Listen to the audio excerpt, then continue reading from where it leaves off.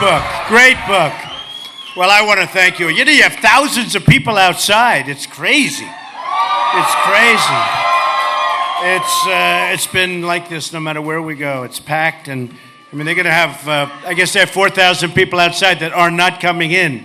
We could have maybe gotten a bigger barn. As they said, wear a hat. They said to me, wear a hat tonight because we're in a barn. But this is a pretty nice barn. It's a friendly barn, that's for sure, right? So I just want to thank everybody. I'll tell you what, South Carolina has been with me from the beginning. Whenever I needed, see, I love those polls. You know, those are polls. But whenever I needed a little solace, when I thought maybe some of the polls weren't looking so good, we come over here. South Carolina was always like a big, big margin. We're just killing everybody. It's like amazing.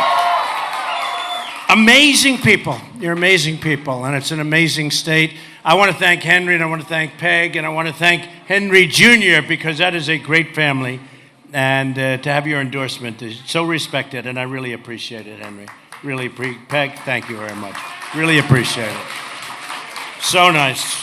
Well, we're going to get it done. You know, I sometimes start off, but we have to start off a little differently. You know why? It's getting to be crunch time. We've got to do it. We're led by people that don't know what they're doing. We have no idea. It's embarrassing. Isn't it like embarrassing all the time?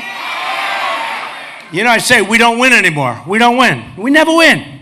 When was the last time we had a win? We don't win anymore, ever, ever. Even remember our sailors 2 weeks ago. So what did we do wrong? We did nothing. We did nothing. So they go a little off course. Probably shouldn't have been there, but who cares, right? And these guys are in a begging position, 10 people, 1 woman, 9 men in a begging position with their hands up high and guns to their head. And we made a deal with these people. We made a deal.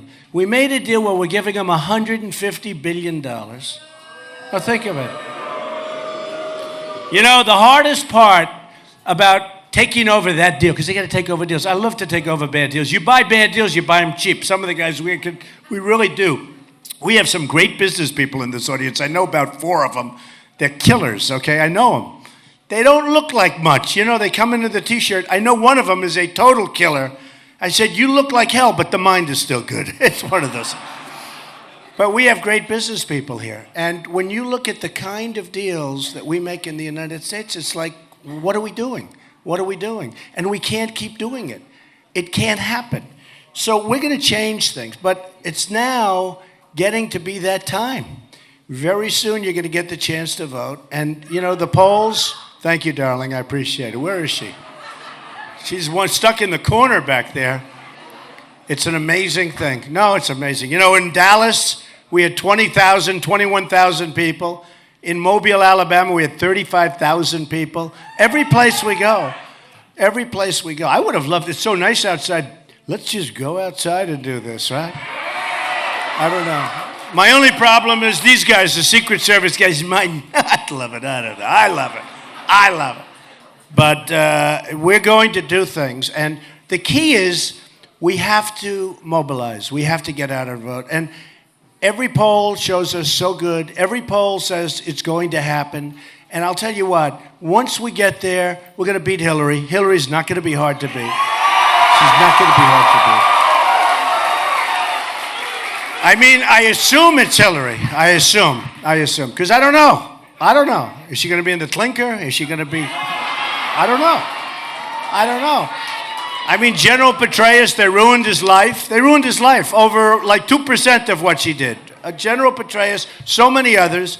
And it looks like, boy, and she's being so nice to Obama. I mean, so nice. He's great. He's one. I wonder what. Can anyone figure that out? It's something that's going to happen, but we're going to be, you know, in the polls, the most recent polls, we beat Hillary every time and beat her pretty easily. Are they okay? Oh, somebody went down. Okay, you just help her out. Good. Oh, I love you. We love her. Look at that. Thank you, honey. We love you. Do we love our people? We love our people. There's a woman. She waited 8 hours to be in the front row, and she faints. We got to bring her back, right? Maybe she fainted at how good looking I am. I don't know. Who the hell knows, right? But she's okay. She's okay, right? Okay, good. If she's not okay, I'm not going to be too happy. So we got to get out. We got to vote. And here's what we're going to do. When I started on June 16th, I made an announcement, the famous escalator ride. And it's so hard. I mean, honestly, it's hard. It takes guts. Like, I love our police. By the way, do we love our police? We love them. We love them. They're all over. They're the greatest people. And it's hard. It's hard to do that. It's hard to do this. I've never done it before. I've never been a politician before. And on June 16th, I went down the escalator, the famous escalator ride with Melania. And I said, got to do it.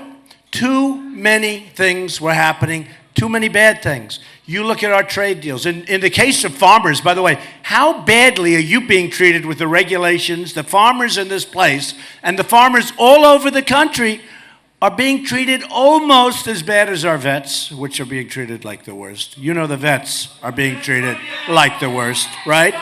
No, we're going to change it. You know the vets, by the way, the vets, you have a case that just came out where they're waiting 4, 5, and 6 days to see a doctor. At the end of the 5 or 6 days, sometimes the doctor leaves because he's going on vacation. I mean, things happen. And these people are dying, and they're dying by the thousands. I didn't even realize they're dying by the thousands. And they're, in the true sense, they're our greatest people. The wounded warriors, the vets. Everybody say, we have illegal immigrants that are taken care of better than our vets. It's not going to happen. It's not going to happen. It's not going to happen.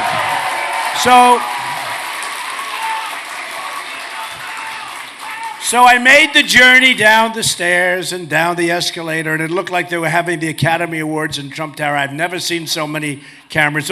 But look over here. Look back there. Look at that. That's a lot of cameras, right? I mean, that is a lot of cameras. And especially tonight, because, you know, from here, where do I go? Going to Iowa. What am I going to do there? Who the hell knows? We're going to raise, you know what we're going to do? We're going to raise a lot of money for the vets. That's what we're going to do. We're going to raise a lot of money. I'm going to Iowa today. We just came back. I was there yesterday. I was there last night. We just came back, and it's an amazing state. And it's a very interesting state because the whole caucus system is so different. And it really is. It's an amazing state with amazing people. I think we're going to do really well there. Then we go to New Hampshire, where we're leading very big, almost like here in terms of the lead is tremendous. We have like a 20-point lead. And then we come here. And, you know, if we can do well in Iowa, I really think we can run the table. Now, if we can't, I think we're going to win New Hampshire. But I think we're going to run the table. If we can win Iowa, and we're doing great with the evangelicals, with everybody, with the Tea Party. And I think it's going to be something. I think it's going to be a great experience because what we have going, and it's really important, it's a movement. It's not like a normal situation. We're on the cover, and I say we because it's we. I'm like a messenger. It doesn't mean anything. It's we. We are on the cover of Time magazine. And if you read that story, it's the most incredible story about what's happened. And they used to call it the silent majority. Now they're calling it the noisy majority. We're fed up. We're fed up. We're just fed up with what's going on. Oh, look, let me see that magazine. Let me see. Bring that up here. Bring that. I love this magazine. I never liked Time magazine much until they started writing good about me, right? Right? No, you got to get, this story is so incredible because, look, it's me speaking to lots of people, thousands of people, and everybody's in love with our country. They're so disappointed. Thank you, baby. So we're going to start doing things, and lots of things have happened. Lots of things have happened. And now I have competition. We started off with 17 people, right? Am I allowed to talk about the competition? Nobody cares, right? I can say bad things. First of all, Hillary, gonna be easy. Bernie, oh, poor Bernie. Oh, my God. Oh, that's like a dream. That's a dream. That's a dream. Well, I don't know who's going to happen. And maybe it's Biden. You know, they're talking about Biden coming back. Who cares? It doesn't matter. Doesn't matter. But we have competition. We have people that were born in Canada. We have Guys like Rand Paul that can't, he's a United States Senator, he can't even get on the stage. He goes, I should be on the stage, I should be. We have all these people. Jeb, who spent over think of it, over $100 million, and he's nowhere. He's nowhere. And he spent a lot on me. The only reason I mention his name, it's so much, tens of millions of dollars.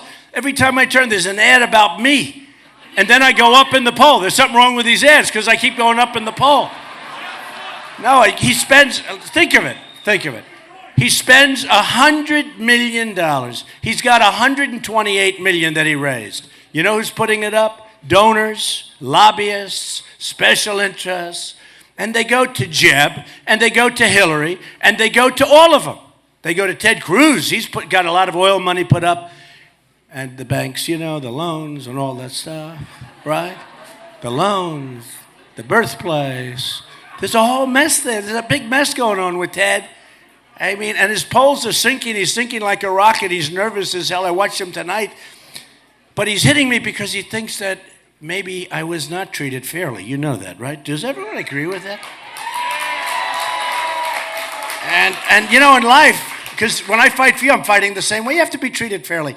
That's why. If we would have walked away from the Iran deal, as an example, when they said, we want this, we want that, if we would have walked away, for instance, our prisoners should have been back here 3 or 4 years ago when they were first made prisoners. Not this stuff. This is baby stuff. And we should have walked in and said, we want our prisoners before we can start, right? Call them hostages. But we want our prisoners before we start. And if you don't give them, we're not doing it. They're going to say no, and we walk out, we leave, right? You just leave. That's what you do. You leave.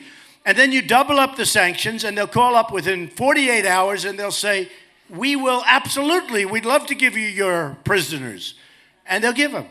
And then you go back in the second time, and you say, listen, you know that $150 billion? We have a problem. We owe $19 trillion. We don't have any money. Because it's nice to be, my father always used to say, take the lumps out.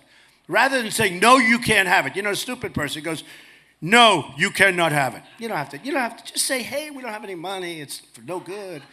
We have no money. We can't give you $150 billion. Can you believe $150 billion? Do you see where they're spending all the money? In Europe. They're spending it. They're giving it to Russia, but they're going all over Europe. They ordered 114 planes, Airbus planes, made in Europe. Not Boeings.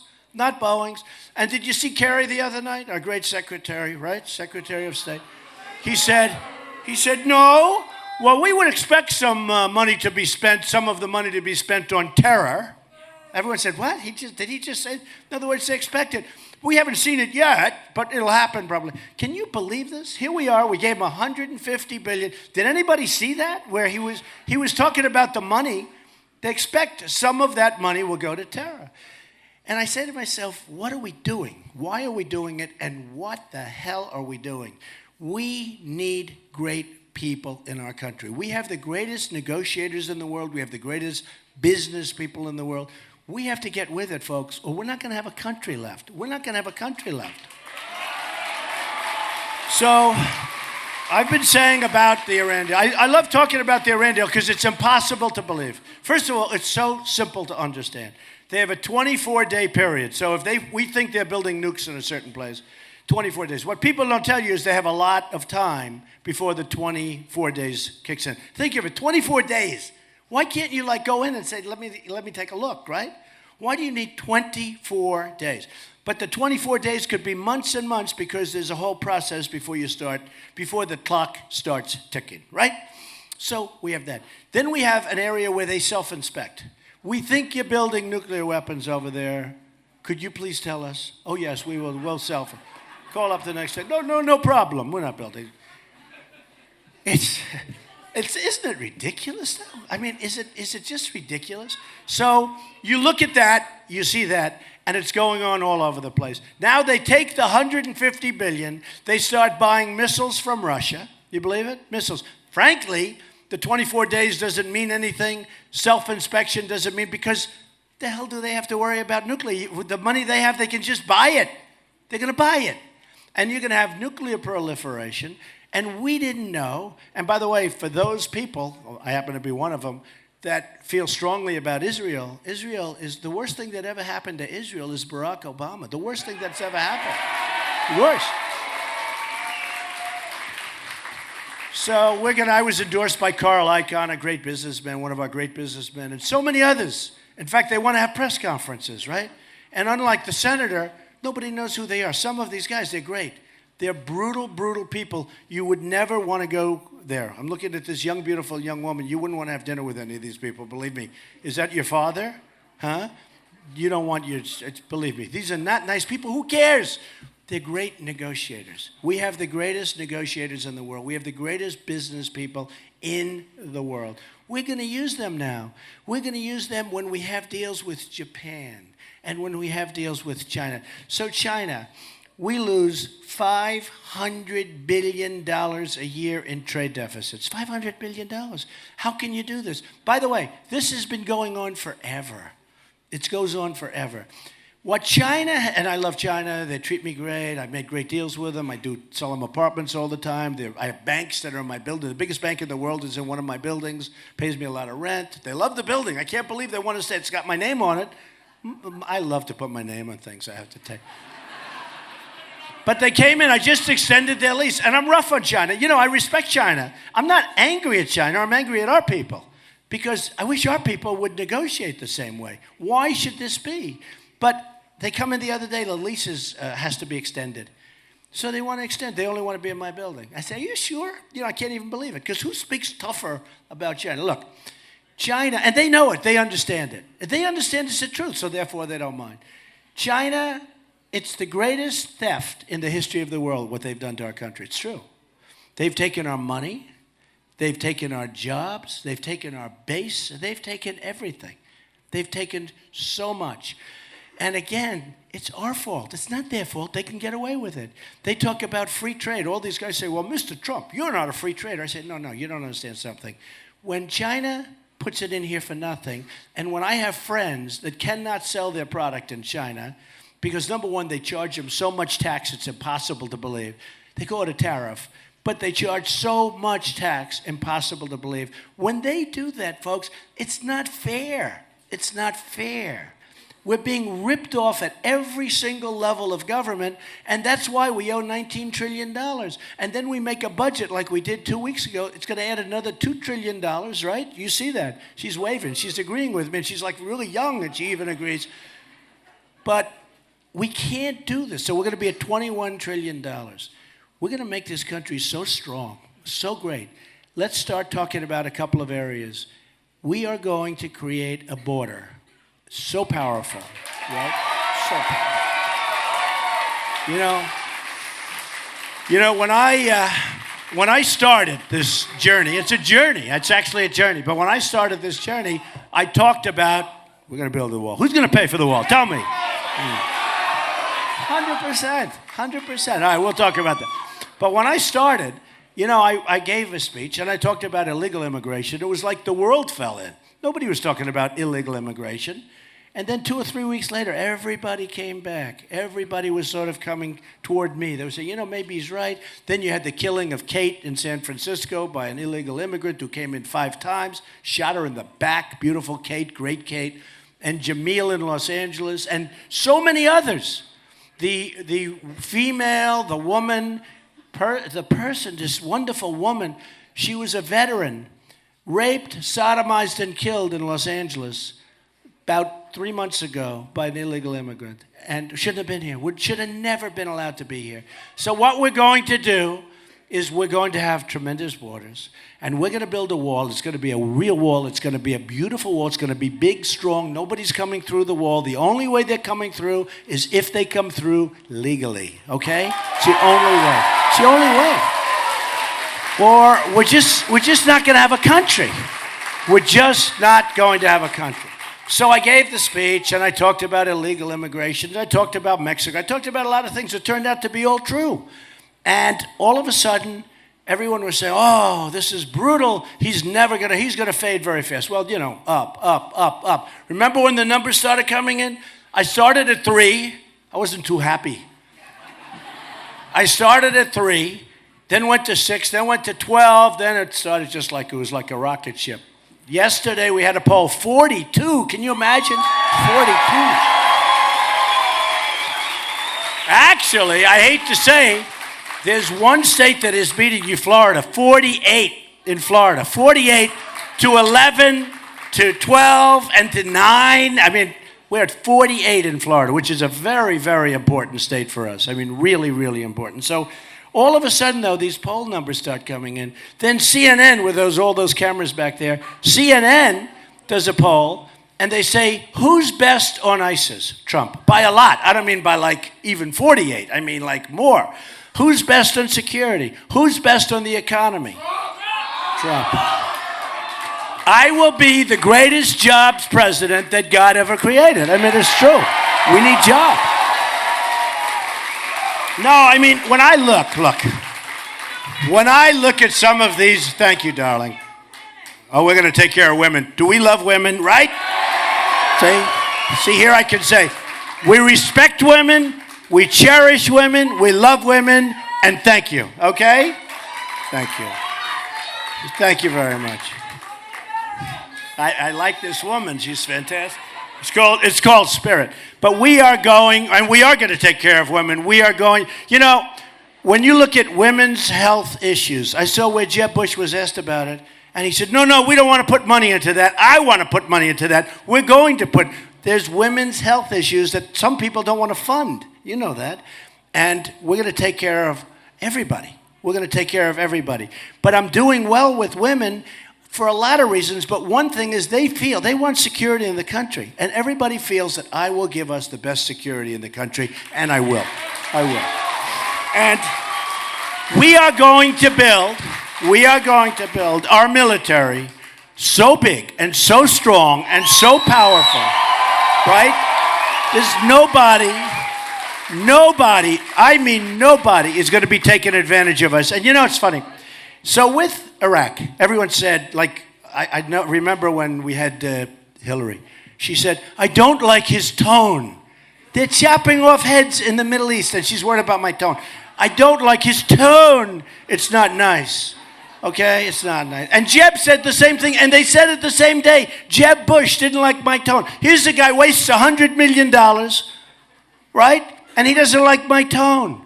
It's just crazy. By the way, speaking of Jeb, he's in favor of Common Core, which is the worst thing you could be. And he's very, very, very, think of this, weak on the border. Remember, people come in as an act of love. You can't have that. Whether he's a nice person or not, we don't need, do we care if a person's nice? Today, we don't need nice. We're tired of the nice ones, right? We've had plenty of nice ones. We've had plenty of nice, but I was thinking about it. So you have a guy like him who spent over $100 million on a failed campaign, right? Over $100 million. He's here, right? And his money is here. He spent this much. Me, my campaign, I'm number one by a lot, and I haven't spent any money. I feel guilty. I spent a little money, but very little. Relatively, like almost nothing. Now I'm going to start, right? Why am I going to start? Because I feel guilty, right? And because I don't want to take any chances. I don't want to be cute. So I'm going to start. I'm $38 million under budget. I was going to have $38 million spent. Actually, like $44 million spent right up to this point. I spent like nothing. And it's almost like, how can you? So you go on television. Like tonight I did Bill O'Reilly. Good guy, right? In fact, when you go home, you'll see the second Bill O'Reilly, the one that comes on, whatever the hell time, like at 11 o'clock. But he's a good guy. It was a tough interview, I have to tell you. It was an interesting interview, but you'll see it when you go home. But when you think, so you have somebody who spends money and he's here. Think about this, our education. We have the Common Core, it's not working. We spend more than any country in the world on education. Any country in the world, by far. It's not even close. It's like we're here and the second country is off the charts. Your best countries are Norway, Sweden, China, in terms of education, right? They're number 1, 2, 3. We're number 28. So we spend the most, and we have like one of the worst results. We have third world countries that do better than us, third world countries. Wouldn't it be nice if it was like my campaign, where we spend the least and we have the best? Wouldn't that be nice? That's what we have to do. We can do that. That's what we have to do. All right. So I'm running against these people, and again, some are very nice people. I refuse to say bad about some of them. I just refuse. I can't do it. Okay, so I will. By the way, we got the endorsement of Sarah Palin. You saw that? Right? Right? Do we love Falwell? Do we love Jerry? We love Falwell. One of the great people. I'll tell you what he's done at Liberty University is amazing. And the beautiful thing about Liberty University, virtually every candidate has gone to Liberty University, made a speech, have the most beautiful campus you've ever seen. Everybody goes down. It's an incredible school. And Jerry Falwell, Jr., came up and he chose us. We got a call, as you know, 3-4 days ago, and he announced, and he's endorsing Trump. That tells you so much because everybody goes there. Everybody wants to go there. Everybody does go there. It tells you so much. Sarah Palin tells you so much. We got an endorsement from Sheriff Joe. Does everybody know? Okay. How tough is, this is a man. This is no games with Sheriff Joe. He likes our border position. When he says good, that means I have the best border position. Let's face it, right?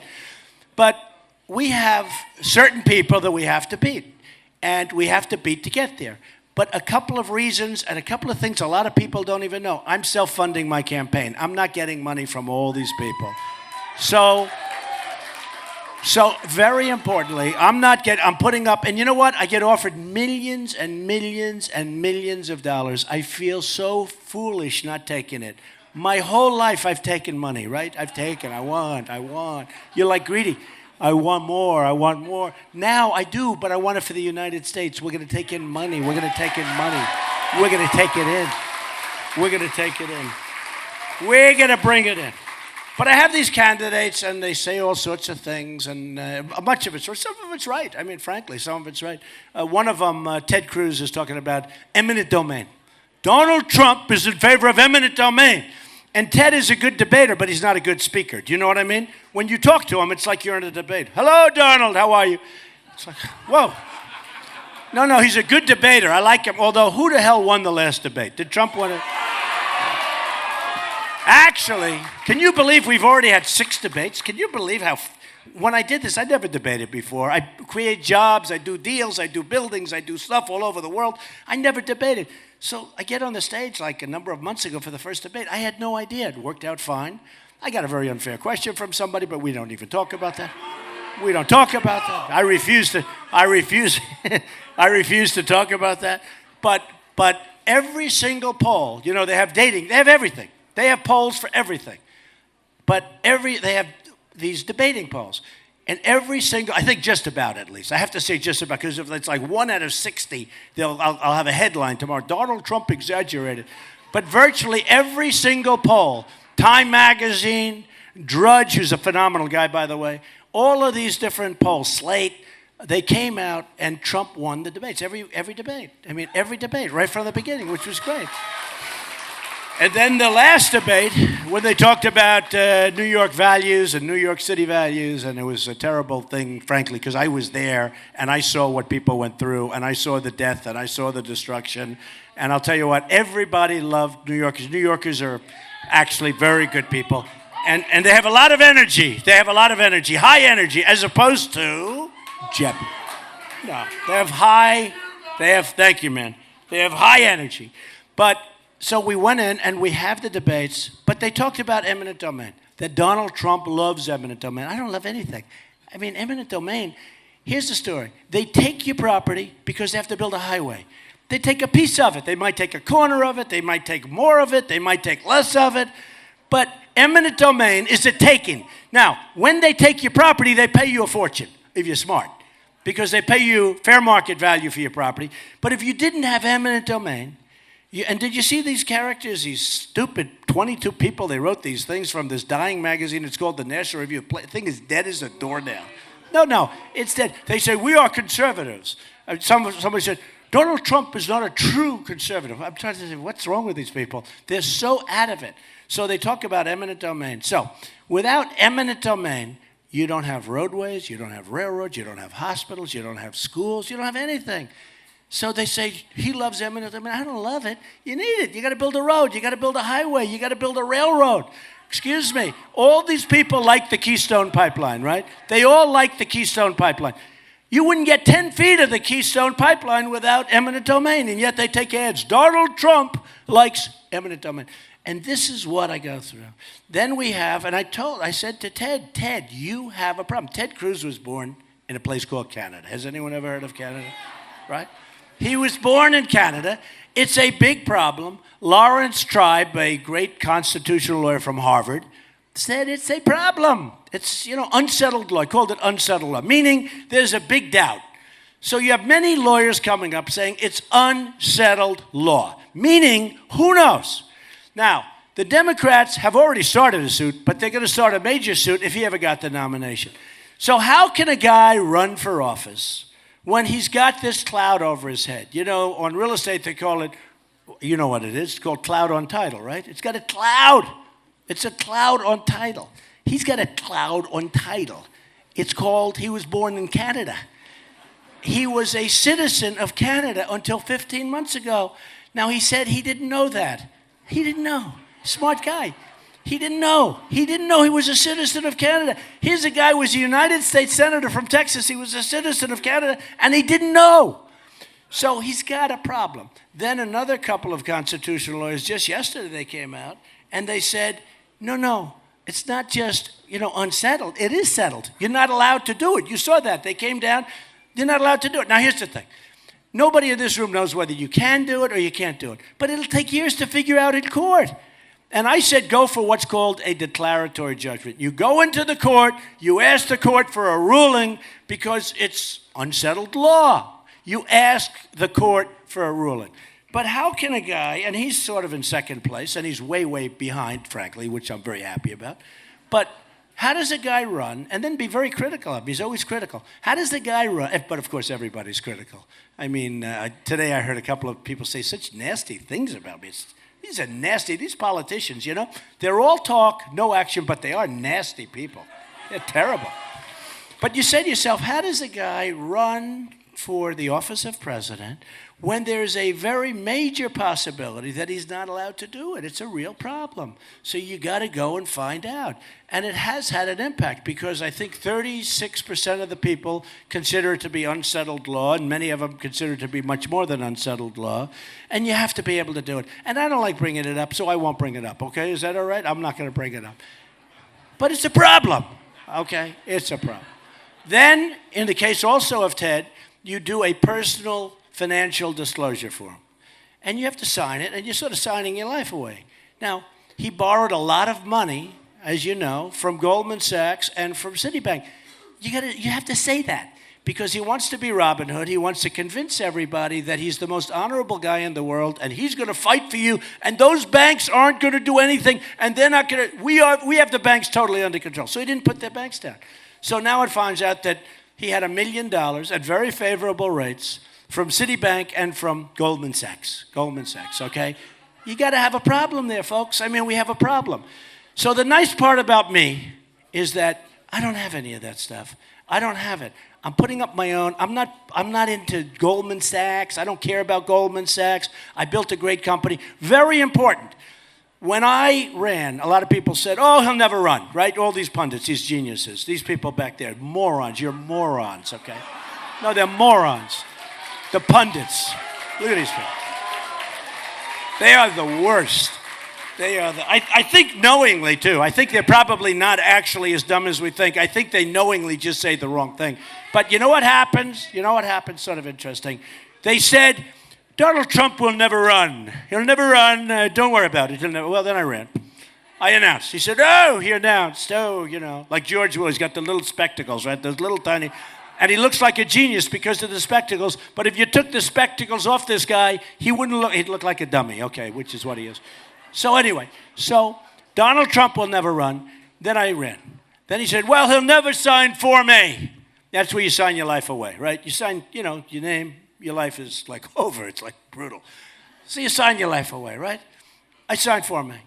Then he said, well, he'll never, ever show his corporate papers and show all of his papers because maybe he's not as rich as everybody thinks. So I put him in. And then they said, and he'll never do it fast. The worst is he'll take forever. You get all these extensions in government. You need 45 days, another 45 days. You can extend forever. I said to my accountants, and I paid them a lot of money. It was the largest thing ever put into the federal elections, by far, almost 100 pages. I said to my people, I want to get it in early. I don't want any extensions. Just get it done. These guys worked 24 hours a day, did a great job. They put it in. The press, they were like you have no scavengers. You never saw anything like it. They were waiting. They were going to find, oh, Trump's not as rich as we thought. We hoped he's not. And then they find out, wow, I built a great company. In fact, what they don't know is if I decide, because I was really undecided, even if I wasn't going to run, I was going to submit my financials, okay? Can you believe it? Because I wanted to brag about the company I built. I'm a private company.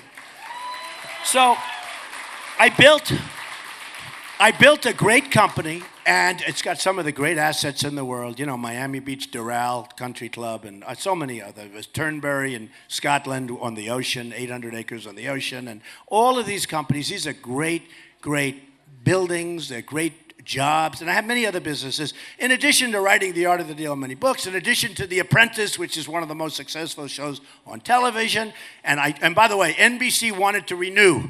And I said, can't do it. I mean, I can't do it because you're not allowed to do that if you run for, you know, the whole thing. It's a little complicated. So we chose Arnold Schwarzenegger. How will Arnold do, by the way? How do you think? Who's going to be better, Arnold or Trump? Yeah, I think so. You got to be very quick to do that show. When you have Omarosa and these people, you got to be very quick. You cannot be slow moving. You got to move. Those lips have to move. The mouth has to move. The body has to move. So it'll be interesting to see. But I hope he does well because I have a big chunk of it. So we'll see. You remember Martha did it, right? Right? Remember that? Didn't work out so well. Fire Obama. President Obama. No, I want to save it. Let me save it for something. We'll all do it together. We have to save that for the big leagues, right? We have to save that. We're going to be together. We're going to have some of the 4,000 or 5,000 people outside. We got to get them together for that one. Don't we agree? Yeah. I mean, these poor people, they're standing out there. They probably think they're getting in. They're not getting in. I'm going to be out of here. You're going to be out of here. They're going to be still standing. So anyway. Things are going to happen with our country. What did happen, though, I talk about the border, I talk about trade, I talk about China, I talk about Mexico, how Mexico is just killing us. And they're good people. I have thousands of Mexicans and Hispanics that work for me. I'm winning the polls with the Hispanics. In Nevada, they just had a Hispanic poll I'm winning, which I always said I would. I'm doing unbelievably with African American in the polls, with the African Americans. We had won 25%. Republicans get 7% and 6%. Somebody said if he actually got 25% of the African-American vote, the election's over. It's over. So we're going to do great. We're going to do great. And you know why? Because I bring back jobs. We're going to bring jobs back from China. We're bringing jobs back from Japan. We're bringing them back from Mexico. We're not going to let things happen. Like, as an example, Pfizer is moving to Ireland, this big, massive drug company, moving to Ireland because of taxes and other reasons. And they can't bring their money back, corporate inversions. So we're going to do so many things. You're going to be so happy. You're going to be so proud. So let me just leave it on this. Look, it is an unbelievable honor to have done what I've done. People are calling, even people that can't stand me, like some of them, but one in particular is a highly respected writer, said nobody's ever done what we've done. What we've done. Nobody's ever. We've totally changed the dialogue of politics. That's why the cover of Time magazine. Nobody's ever done it. We are going to do something that's going to be so special. This is a movement that is so special. We are going to win in so many different aspects. We don't win now. We don't win anymore. We're going to start winning so much. We're going to win on trade. We're going to win with the military. I mean, can you imagine we have a military that can't beat ISIS, okay? Now, ISIS, they say, are 30,000 people. Can you imagine General Douglas MacArthur saying, well, we can't do it? And I see these people. They're on talk shows, the military people, saying how tough ISIS is.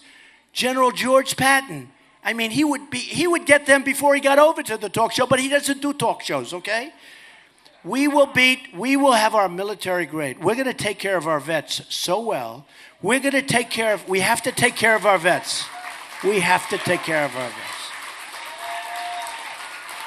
We're going to repeal and replace Obamacare, which is a total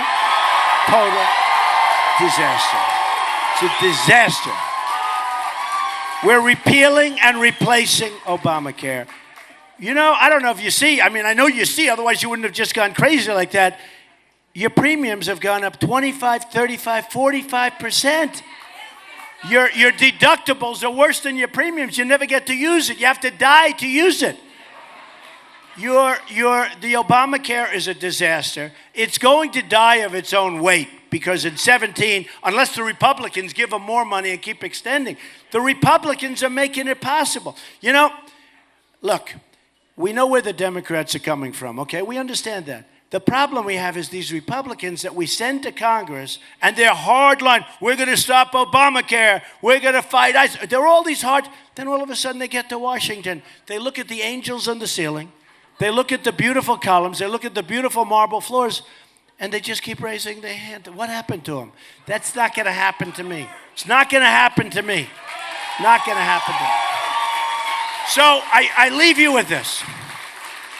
Very soon. It's going to be happening. You know, on February 1st, we start off. You know who we start with, right? Iowa. Unbelievable people, unbelievable place. I think we're going to do great there. We start with Iowa. We go over to New Hampshire, and then guess where we are? We're here. And for that period of a week and a half, I'm going to be here so much. You're going to be so sick of me. I'm going to be here. We don't want to take it. You're going to say, get the hell out of here, Trump. We can't stand you anymore. But let me just tell you something. We're going to win, and then we're going to beat Hillary or whoever the hell they put in front of us. We're going to beat them. Because nobody's got this going. And folks, I started off by saying we don't win anymore. We are going to start winning. We're going to win with the military, right? We're going to win at the borders. We're going to win with trade. We're going to win with health care, and Obamacare is going to be gone, but we're going to win with health care. We're going to win so much. You're going to be so proud of your president. You're going to be so proud of your country. I love the people of South Carolina. From day one, I've loved them. We will be back a lot. Take care of yourselves. Make sure you vote. You've got to vote. We love you.